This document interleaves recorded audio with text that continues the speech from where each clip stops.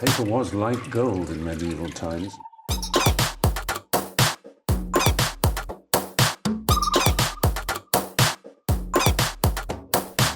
Oh, not tobacco, sugar. That everything we thought we knew about the world might turn out to be completely wrong.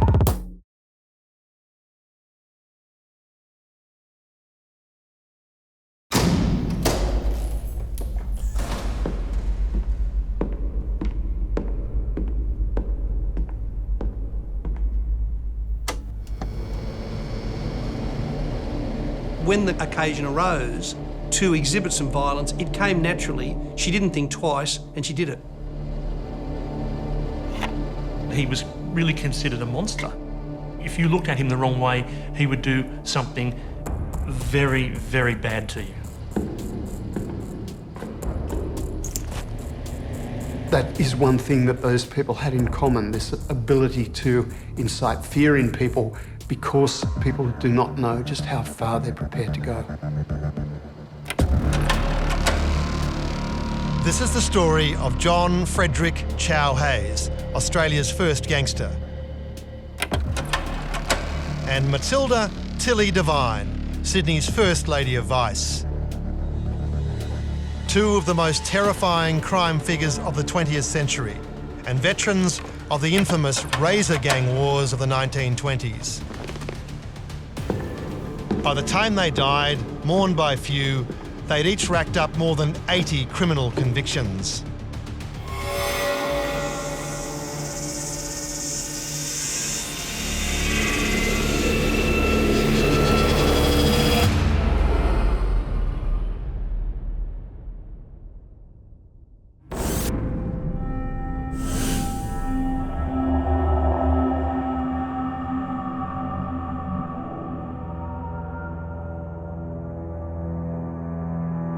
In this episode of Suburban Gangsters, we explore the life, times and crimes of Tilly Devine and Chow Hayes. With hair-trigger tempers, they slashed, bashed and shot their way to notoriety, striking fear into the hearts of enemies and allies alike. They lived in an age when gambling, prostitution and alcohol were commodities controlled and ruthlessly run by the underworld. This was the perfect environment for two ferocious and enterprising characters to make their marks. He was a brutal double murderer and standover man.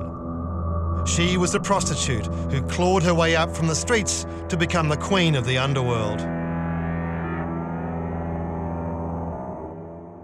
Time seems to be kind to criminals. Over the years, they become colourful characters, but in fact, Tilly Devine was nothing more than a calculating, sociopathic, evil individual. Matilda Mary Twiss was born into poverty in the London slum of Camberwell in 1900. Growing up in squalor, she and her family lived on the edge of starvation and penury. So to survive, young women like Tilly were forced to sell the only thing they had: their bodies.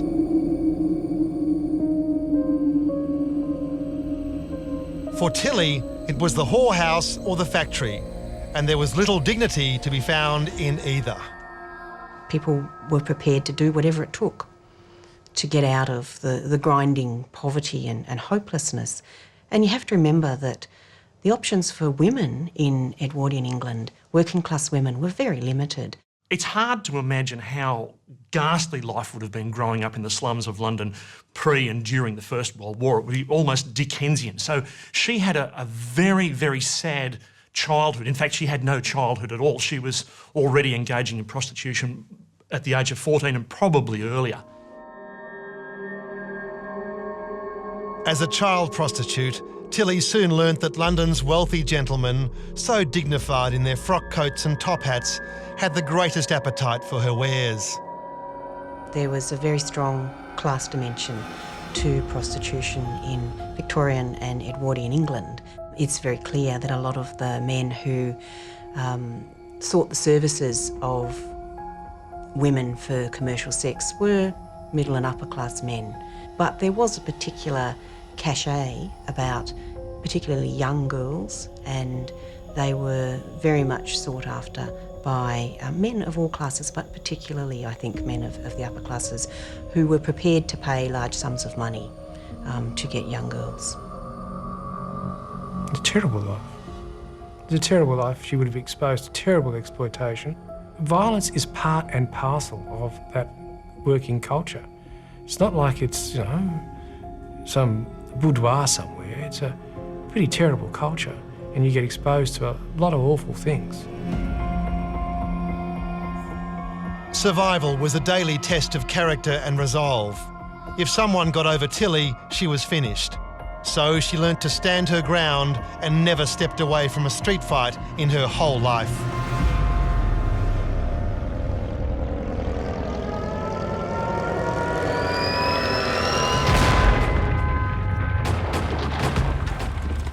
When World War I broke out in 1914, London was flooded with soldiers.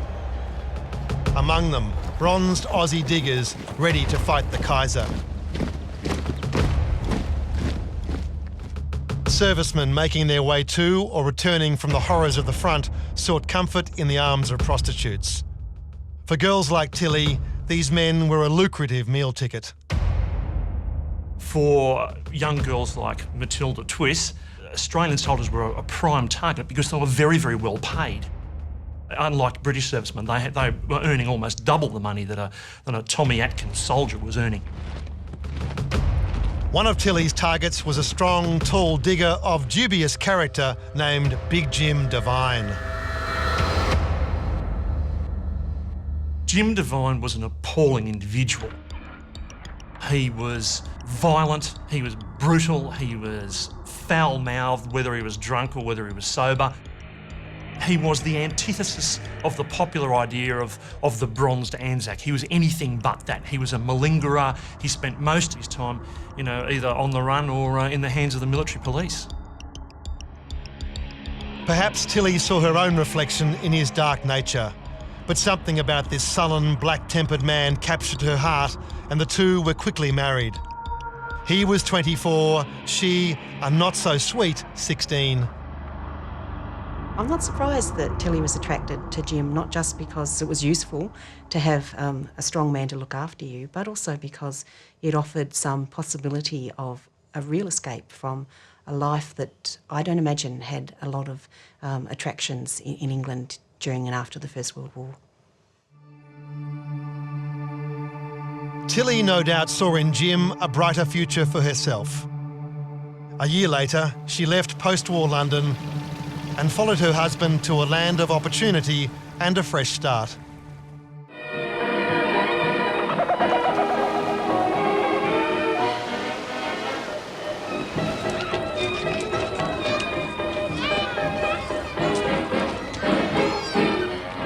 She expected that Australia was a new land, new hope.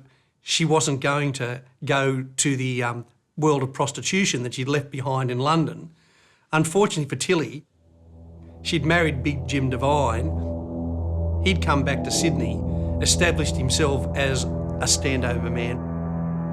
And his plan for her was that she was going straight back into the world of prostitution. This is an appalling situation for any marriage to start, and of course it led to much worse things. He was particularly violent with Tilly, as he was with virtually everyone who he crossed paths with. Tilly was soon back on the game, working in the red light haunts of Palmer, Burke, Forbes and Riley streets in Darlinghurst and East Sydney. She charged top price and always collected. Any client foolish enough not to pay faced the fury of Big Jim's fists. Tilly always grew up in an atmosphere of violence, and her experiences with Jim just intensified her appreciation for the value of violence and her skill at using it. Between 1921 and 1925, Tilly accumulated 79 arrests for prostitution, obscene language, offensive behaviour and fighting. She quickly learned that you had to be as tough as the men in Sydney, and this was extraordinary for that era because there were very few women who did anything other than what they were told in those days, and became equally as feared as any of the men because she was fearless in as much as she would do whatever it took, and she was violent. She was sentenced to 2 years in Long Bay Jail for slashing an enemy's face with a razor while he sat in a barber's chair.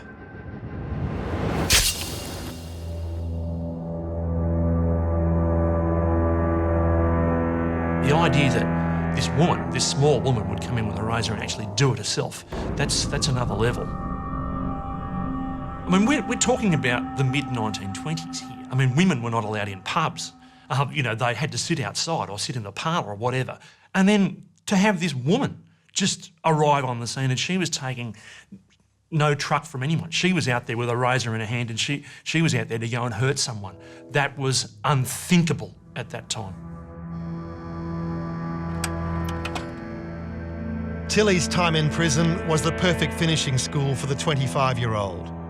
When she emerged 2 years later, she planned to put herself at the top of Sydney's underworld.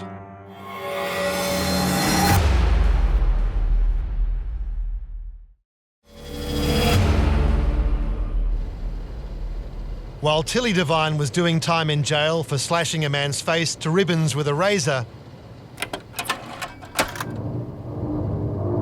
a young lad by the name of John Frederick Hayes was earning himself an equally bad reputation for violence. I would say scores, possibly hundreds of times he would have been involved in fights. It was his currency. Hayes was born in Glebe, a rough working-class suburb of Sydney in 1911. He was the illegitimate son of a prostitute called Elizabeth Hayes. Any chance to get to know his father quickly evaporated when the boy was 3. His father left to fight in the Great War.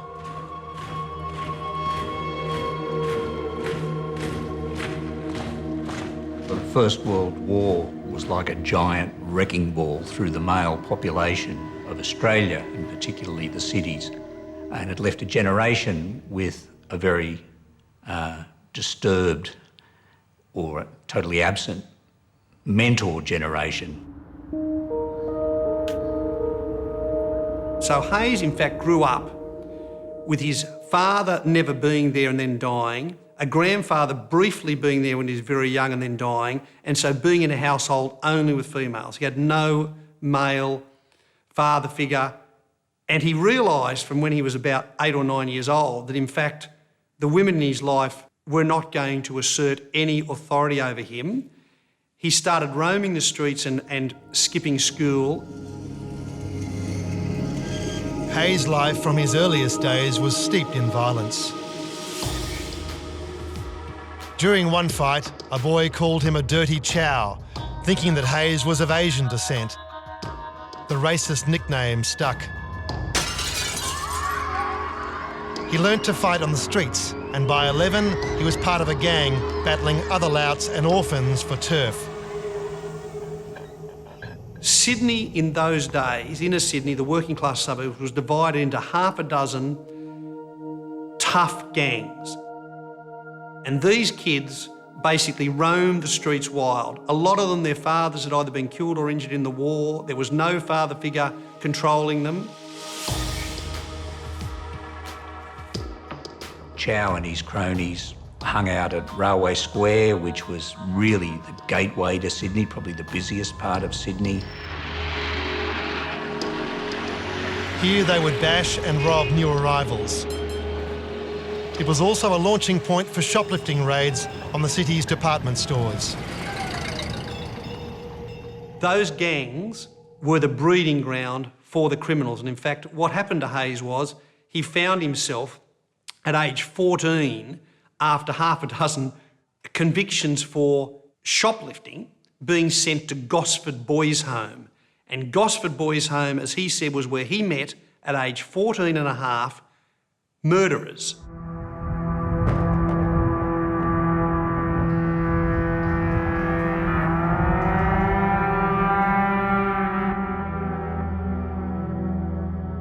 It was the classic case of the university for criminals, and it absolutely set Hayes on a course, as far as he was concerned, where he learned everything by the time he was 17 about being a criminal. By 18, Chow had 14 charges to his name, including demanding money by menace and assault. He was well on his way to becoming Sydney's most terrifying standover man. But even a hard man like Chow had a weakness. And her name was Topsy. She was his childhood sweetheart, and the two tied the knot in 1932. She was a nurse and was never really fully aware of what he was up to, which was an incredible thing because as Sydney's probably most notorious gangster, it must have been pretty hard to keep it hidden from his own wife. Normally, marriage and the birth of his first child mellows a man, but not Chow. At 22, he was just getting started.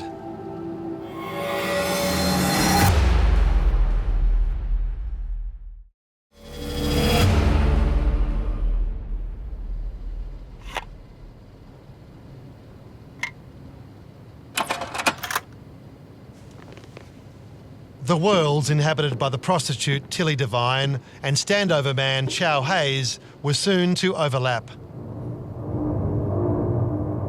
Well, I guess one of the main weapons in the armoury of any extortionist or standover man is a reputation for violence. One thing that Hayes had in common with Tilly Devine was this propensity to explode into sudden rage. People knew that about them and therefore trod very carefully.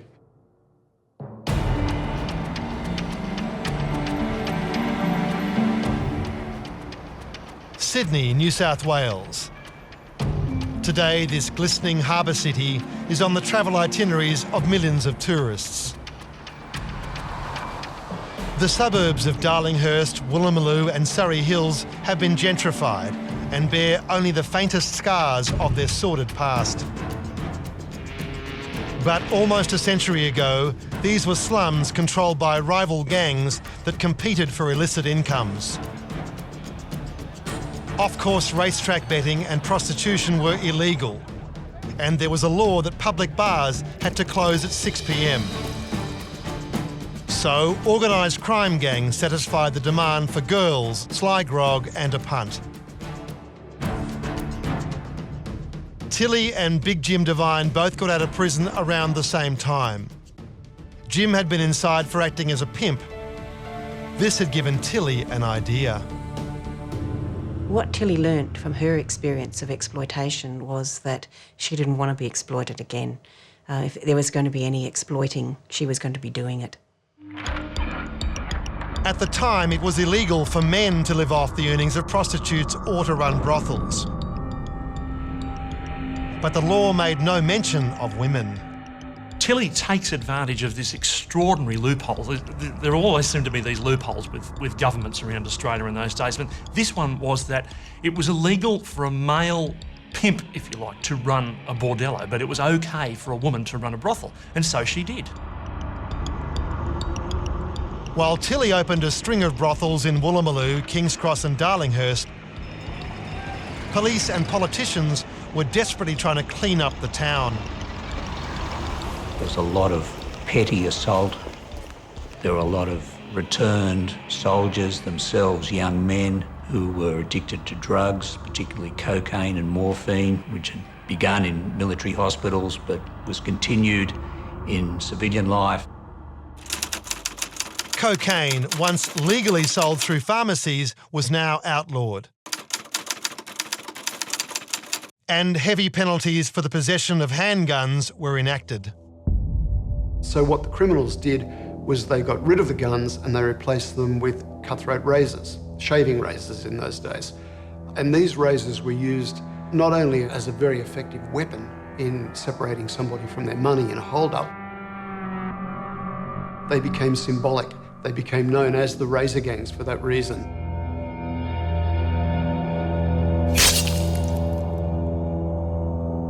criminals walking around Sydney with a ubiquitous scar that went vertically down the left-hand side of their face and across their mouth was some sort of badge of honour for these people.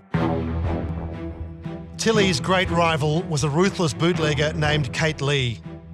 She'd built an empire selling grog to drinkers after closing time.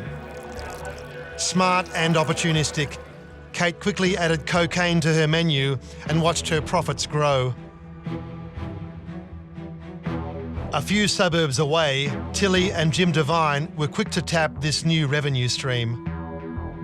Tilly was running her crime empire as a kind of one-stop shop. Girls were selling cocaine, girls were taking cocaine. Sometimes they were paid, and probably more often than not, in cocaine. So it became this vicious cycle for these girls working on the prostitution game. Instead of being paid, they became addicted to cocaine, and it was a very cruel and manipulative thing to do. Inevitably, a battle for supremacy broke out between Tilly and her rival. This extraordinary situation arose where Tilly had a rival, another female rival in Sydney, in Kate Lee, and she was every bit as horrible as Tilly Devine, and this war erupted between these two matriarchs of Sydney crime, if you like, and it was a violent war. Their fierce rivalry drove each of them to try and outdo the other. As far as I know, it's the only time in criminal history when such a situation has arisen.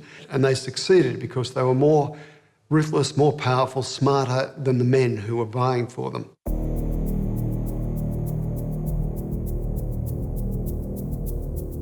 Tilly and Kate employed violent thugs and standover men to protect their empires. They were called the Razor Gangs, and when they met in the streets, there was bloodshed.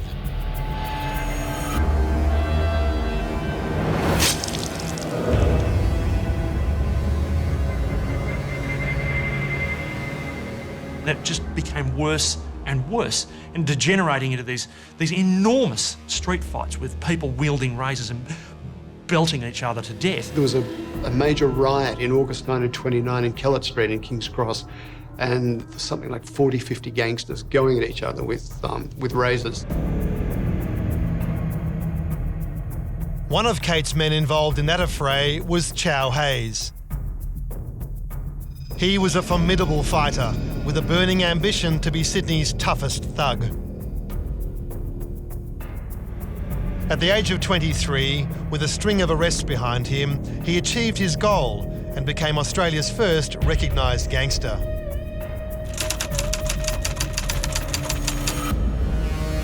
It was a term recently coined for America's notorious criminal Al Capone, but had never been used in Australia. A major criminal in Sydney of the day was a guy named Frank Green. Frank, the little gunman Green, was the most feared member of Tilly's razor gang. As his name suggested, he didn't confine himself to razors. Hayes sees him at a party. Green comes up to Hayes and says, "You were eyeing off my woman." And Hayes said, "No, I wasn't." And he said, "Yes, you were, and I don't like it." Hayes leaves the party soon after, and he knows Green's reputation. But he decides that he's going to do something about this. Hayes calls out to him, "Hey, Frank." And Green turns around and says, "What do you want?" And Hayes says, "I've got a present for you." Immediately whacks him with the metal pipe across the head, such that Green is actually in hospital for the next 4 weeks. This incident is plastered over the front of the afternoon papers in Sydney that Frank Green, one of the most feared standover men in Sydney, has been bashed. And here's the new guy to be feared in Sydney, Chow Hayes. New South Wales enacted a new law designed to bring an end to the razor gangs. It was now illegal for known criminals to associate with each other. The law may have brought the razor gangs to heel, but for the likes of Tilly and Chow, there would always be a new war to fight.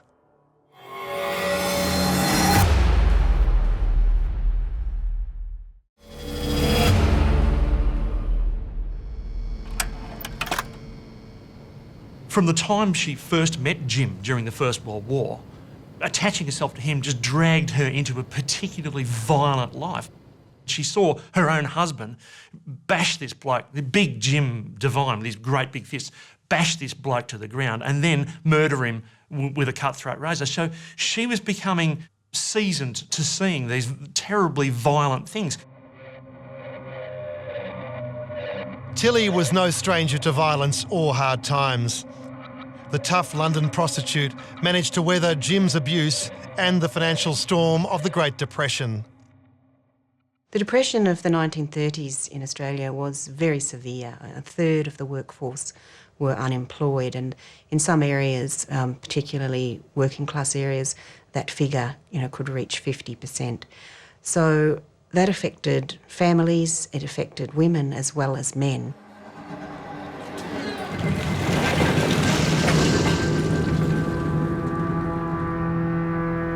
Economic hardship was good for Tilly's business, and she readily exploited desperate women. While families starved, she shamelessly flaunted her wealth. Her fingers were dripping in diamonds. She used the elegant jewellery like knuckle dusters on those foolish enough to cross her. There was one documented occasion where she beat a girl repeatedly on the face with her fist, which was covered in diamond rings, and lacerated her quite badly. She slashed other girls who worked for her. She was terrifying. She was so wealthy she could have retired at age 30, 31 without too many problems. But she kept throwing herself back into the fray. Tilly's empire, built on prostitution, cocaine and stealing from clients, boomed with the outbreak of World War II.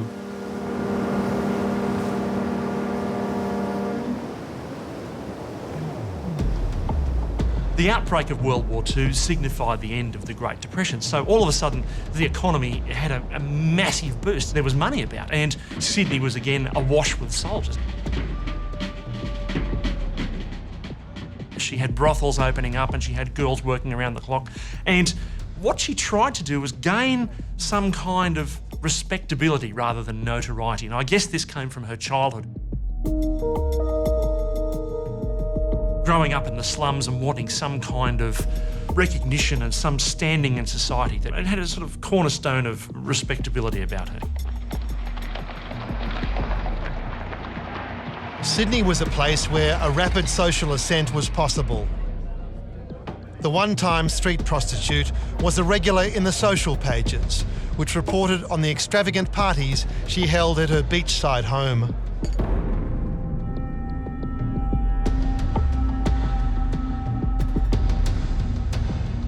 So this facade of her being this wonderful socialite was completely incongruous with what was going on with the rest of her life. So she'd have these lavish parties from her home and socialites and actors and whomever else would be there. But meanwhile, has all these brothels working and there's girls working around the clock and there's cocaine and sly grog and payoffs to the coppers. And Tilly she was sort of posturing, walking around in high society, dripping with jewellery. But then she'd think nothing about, giving somebody a diamond ring straight across the forehead. It just a truly awful individual. Only Big Jim's appetite for violence was greater than hers. Things start changing at their own anniversary party out at Torrington Road, Maroubra, when at the end of festivities, a drunken Jim clouts Tilly. Now, this is nothing new. They've been doing it ever since they met, but it's public. The humiliation of it is something that Tilly seems not willing to cop.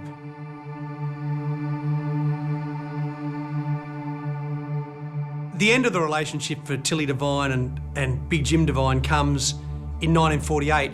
She finds Big Jim in bed with another woman, and this is the end. She basically tells Jim to get out.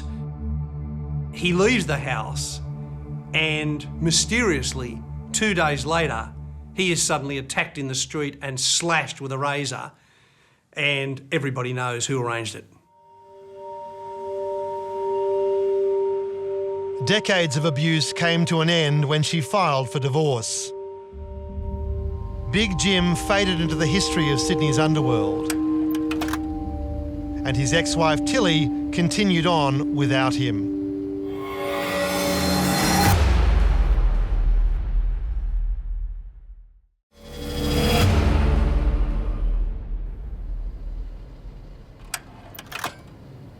By the age of 28, Frederick John Chow Hayes had racked up 70 convictions.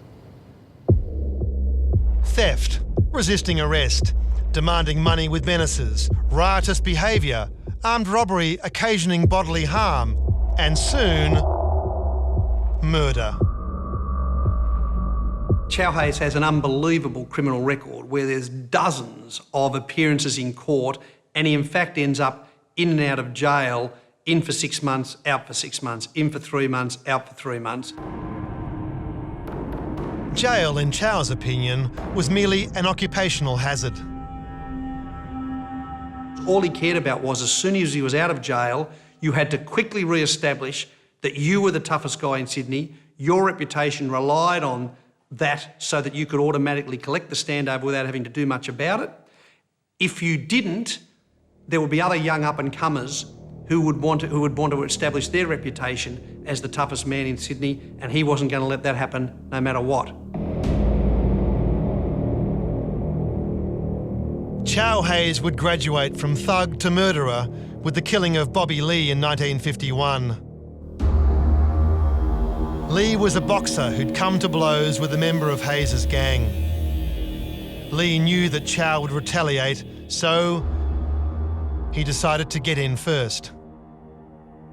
He went to Chow's home and, in a case of mistaken identity, shot and killed Hayes' nephew, Danny Simmons.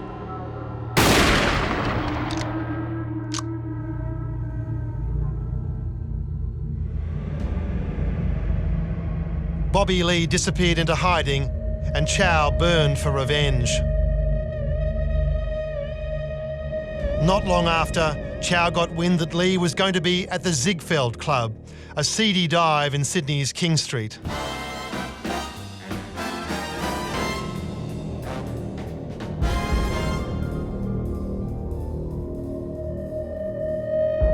And this was Chow's opportunity to go down there and get back at him for the shooting of Danny Simmons.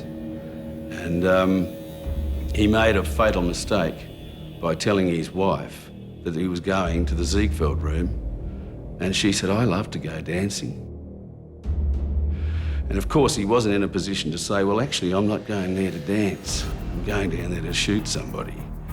So he goes to the Ziegfeld Club, and of course, here's Bobby Lee sitting there with a bunch of people, women all around him, and Chow comes up to him and he says something like, you're not going to do anything to me. We're sitting in a room full of people. And Chow just gets his gun out and says something like, "You're going to fucking get yours."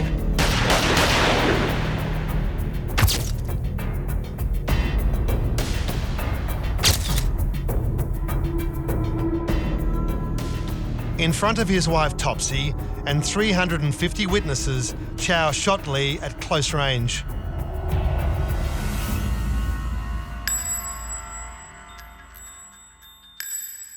By the time the police arrived, there were only about 80 people, and those 80 people were either visited by Chow or just through weight of reputation.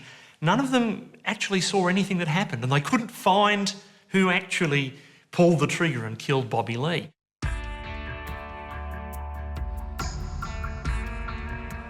Chow sauntered through 2 mistrials before policeman Ray Gunner Kelly found his Achilles heel. Kelly said to Hayes, he said, "Well, look," he said, "your wife was there. We're going to charge her with being an accessory." Chow, and probably one of his very few acts of chivalry, actually put his hand up for the killing, and subsequently he was sentenced to hang.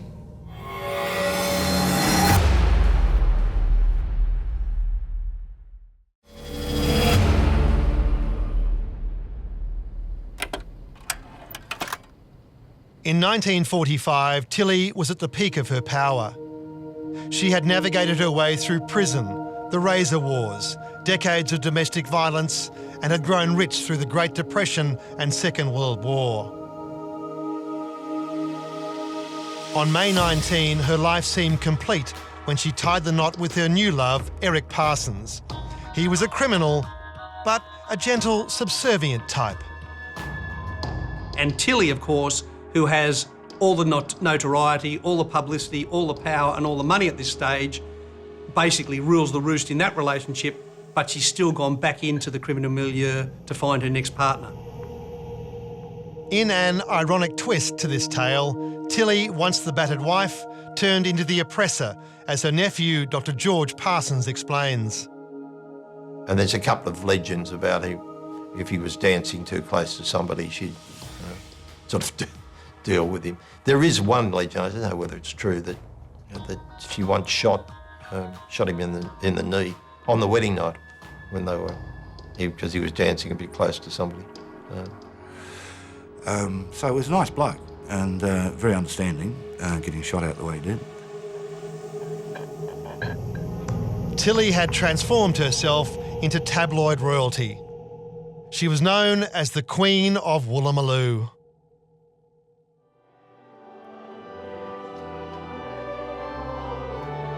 In 1953, the press reported she'd spent a small fortune on a trip back to the mother country for the coronation of Elizabeth II. She thought it was big time. It was her, she'd come home, and she'd come home now in glory. She was there at the big event. She was no longer the harlot from the streets. Tilly's final comeuppance, of course, gets great headlines when she returns from the royal coronation and she finds the taxation department is onto her. They have monitored all the spending that Tilly is supposed to have done both overseas and in Sydney. Decades of tax evasion had finally caught up with her. She made it known fairly generally that she'd spent £20,000 on this trip back to England. And then, strangely enough, the tax department gave her a bill for precisely £20,000. £20,000 in the 1950s is a huge amount of money. That's more than the value of even quite a nice suburban house. Hard money to raise in a hurry, and if she doesn't get it, it's a jail sentence for her. She managed to scrape up the money for the taxman, but her crown was starting to slip. So this monumental tax bill, together with new blood, new bad blood coming through Sydney's underworld, was really starting to put Tilly out of business. She was a figure from the 1920s and 30s, and in the 50s she really started to show her age and her empire was starting to crumble.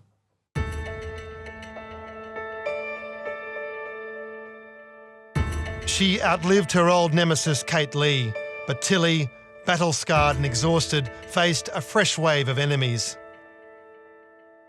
The sad end to Tilly's life is that if you look at the criminal records, even in her last years, there are a series of incidents where she ends up in confrontations, either attempting to glass someone, pulling out a gun and threatening them, or indeed just physical violence.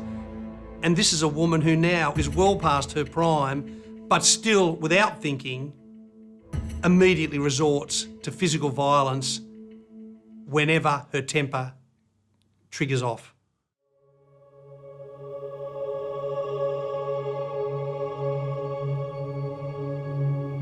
She's tiny, she looks much older than her 60-odd years. Whilst she was still trying to run her brothels, she simply didn't have the strength or the motivation or the ruthlessness anymore, and was easy pickings for the likes of Joe Borg and younger people who came in and took over her area. She was around to see herself forgotten, and worse than forgotten, perhaps just rendered unimportant or irrelevant. In 1970, after a long illness, Tilly's life came to an end. By then, she was a forgotten relic. Her obituary summed her up accurately and without pity as a vicious, grasping, high priestess of savagery, venery, obscenity, and whoredom.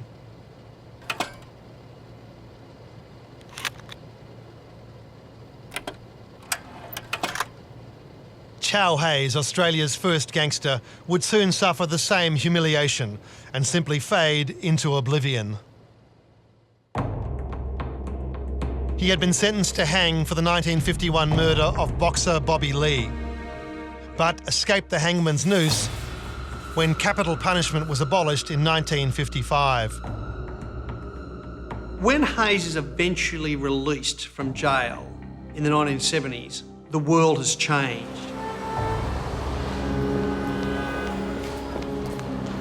It's 2 decades later.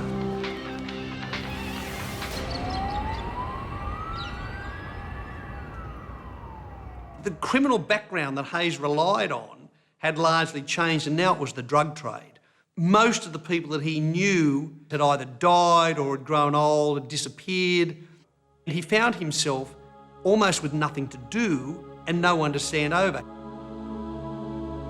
Chow was not content to fade into obscurity and approached a Sydney journalist, David Hickey, to tell his story.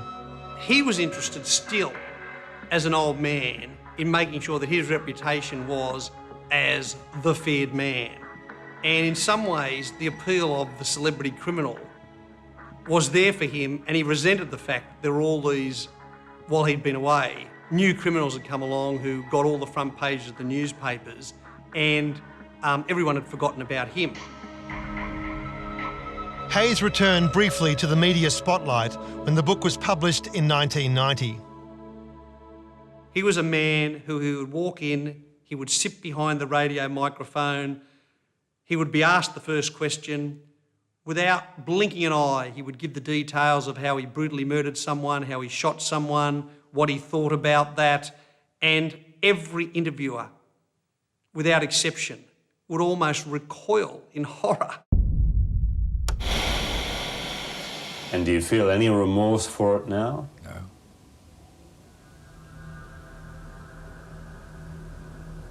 Does that strike you as odd? Not really, no. It's either me or them. Those tough days, and we get to go with the tough.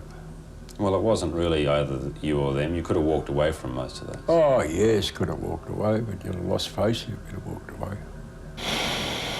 Do you reckon you should have hanged? Oh, yes, yeah. Chow's craggy face and cold reptilian eyes caught the attention of artist Bill Leake. I really wanted to paint Chow Hayes because a painting done from life gives the viewer an opportunity to know what it was like to share the same space with that person, breathe the same air. And so I became convinced that I had an historical responsibility to paint this bloke. There was a sense of urgency in the endeavour. The old gangster was dying of cancer, so Bill Leake set about immortalising Chow in oil paint.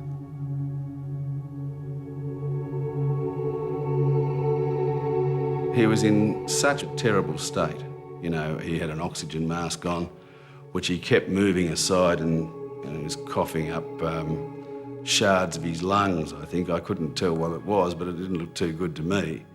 And I passed on regards from David Hickey, because I told David that I was going out there to see him the next day or something. And he just said, "Don't talk to me about Hickey." And I said, "Why?" He said, "Because he robbed me." He honestly believed that the book that David wrote about him was going to be an international bestseller. You know, there'd be some Hollywood star playing the part of him in the movie and all that sort of thing. And I think he seriously believed that David was squirreling away millions, you know, and Chow wasn't seeing any of it. And I said, "Oh, so," I said, "you're still a bit dirty on him, eh, Chow?" He said, "Dirty?" He said, "Bill, I'm gonna shoot him." And I said, "I don't think you're in a fit state to do that, mate." And he said, "If I have to crawl in there, I'm gonna go into his office at the Sydney Morning Herald, and I'll wait outside his door, and when he comes out, I'll bloody well shoot him."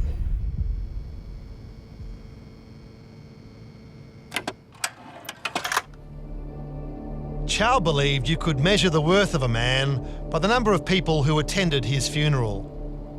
When Sydney's once feared standover man died on May 7, 1993, just 5 mourners stood over his grave.